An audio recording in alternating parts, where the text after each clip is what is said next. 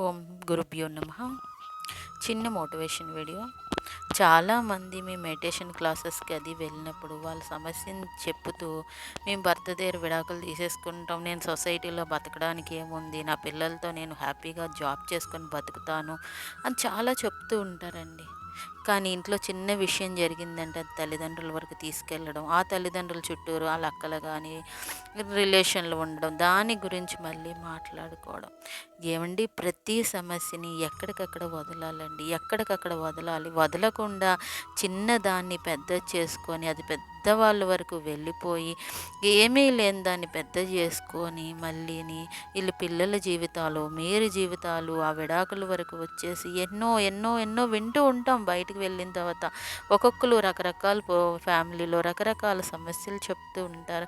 వాళ్ళకి ఏమండి, మీరు వెళ్ళి తల్లిదండ్రుల దగ్గరికి చెప్పుకుంటున్నాం అని ఆహా ఊహా అనుకుంటున్నారు. కానీ ఒకవేళ వృద్ధాప్యంలో ఉన్న తల్లిదండ్రులు అనుకోండి, ఇంకా కుంగిపోతారండి. ఉన్న సమస్యలు, వాళ్ళకున్న అనారోగ్యాలు చాలవా?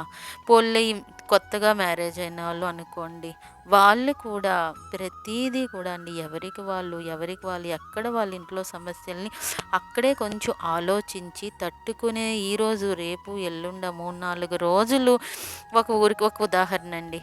ఒక చిన్న మనం ఊరికి వెళ్ళామనుకోండి, ఒక 4-5 రోజులు ట్రిప్కి వెళ్ళామనుకోండి, భోజనమే ఉందనుకోండి, ఇంట్లోలాగా ఫుడ్ బయట ఉండదు. కానీ ఆ 3 పూటలు ఎక్కడ దొరికిందే అది తినక తప్పదు.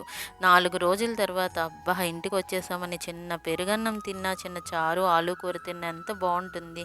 ఇది అంతేనండి, మన జీవితంలో ప్రతి వాళ్ళకి ఒక సమస్య వచ్చినప్పుడు అది 4 రోజులు, 5 రోజులు, ఒక వారం రోజుల తర్వాత ఆ సమస్యని మనమే పరిష్కరించుకోవాలి. మన సమస్యని మనమే పరిష్కరించుకోవాలి అని లేదు అని మీకు అంతకీ చెప్పాలనుకుంటే, మీ మనసుకి బాగా ఆధ్యాత్మికంగా బాగా ఉన్న వాళ్ళకి చెప్తే ఆ సమస్యలకు రిలేటెడ్గా చెప్తారు. చెప్పడాన్ని ఆ సమస్య నుంచి బయటపడతారు.